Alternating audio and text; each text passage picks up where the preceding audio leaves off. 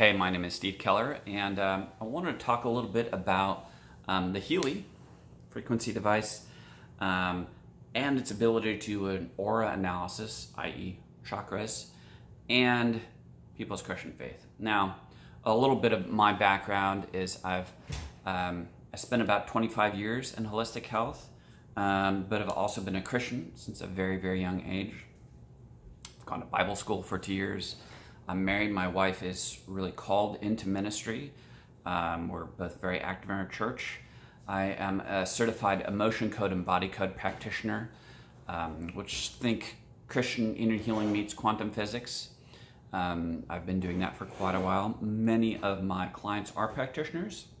And I have clients and different practitioners that I mentor all over the world.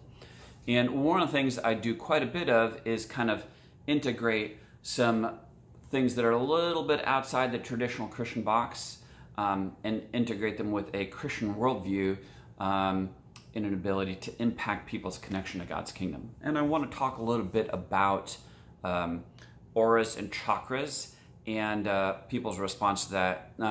One thing that I would say, first of all, is that if you are a Christian and you believe that you can hear from God and that God has a plan for your life, then you need to be very careful to express more confidence in God's ability to keep you than in something that's not in God's plan for you, than its ability to deceive you.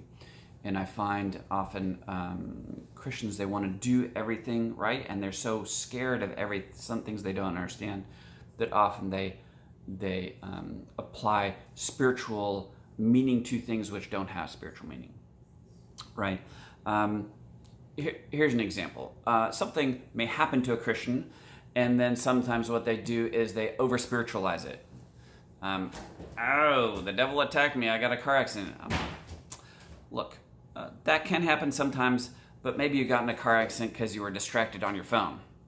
It's got nothing to do with any spiritual aspect, okay?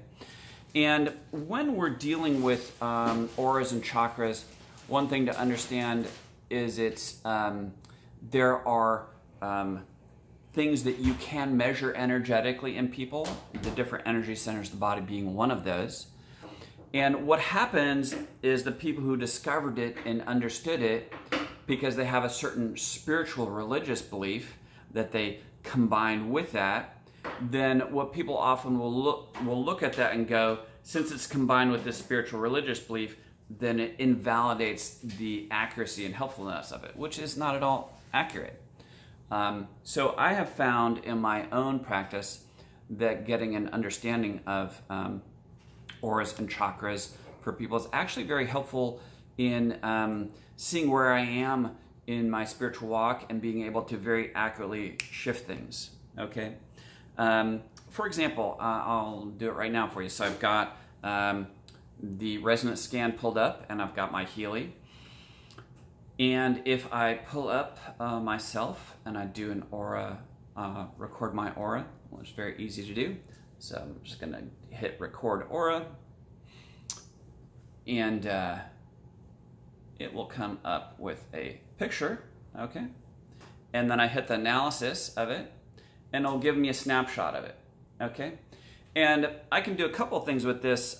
It's very helpful for clients if I know where different aspects of their chakras are off, because then we can apply Christian kingdom principles to shift it.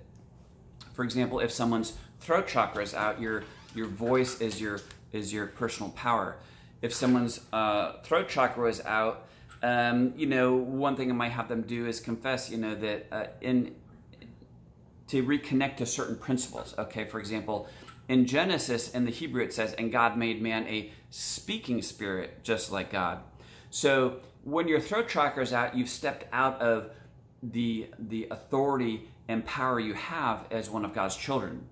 And so if you recognize that, then sometimes it's easy to go, okay, hold on a second. And you look at your life, you're like, yeah, that's right. I have been not stepping into my personal power, and a simple confession can shift that, okay? If someone's root chakra is out, it's an indication of lack of safety. Sometimes when people's root chakra is out, it's like they could have a good job and money in the bank, but still feel emotionally like they're 2 steps away from being homeless. And so you could go, okay, wait a second.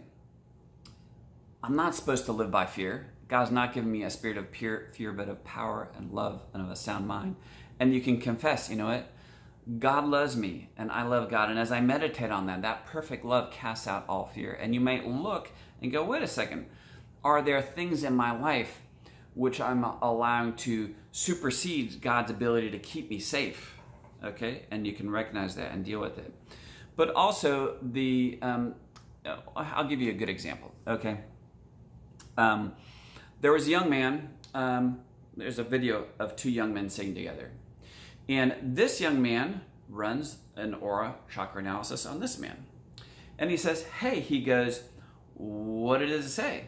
And this young man says, "Well, it says that the mother's love is received as control and manipulation." And his friend goes, "Well, is that accurate?" He goes, 100%. He goes, I talked to my mom yesterday for the first time in a year. And this guy does another video a little bit later, separate. And he goes, look, he goes, here's the deal. He goes, I've spent $150,000 on my personal development. He goes, but the issue with my mother has been stuck. He goes, like, I sell for Tony Robbins. I work for the guy. It's like, this is my deal. He goes, but the issue with my mom, it's like, man, I just couldn't shift it.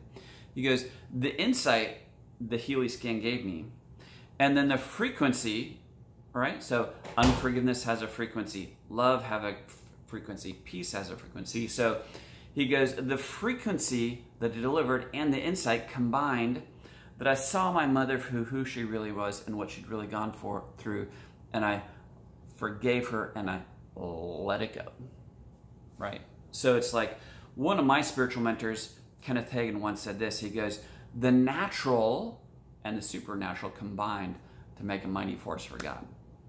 So that's just kind of a very basics of my understanding of it and my use of it.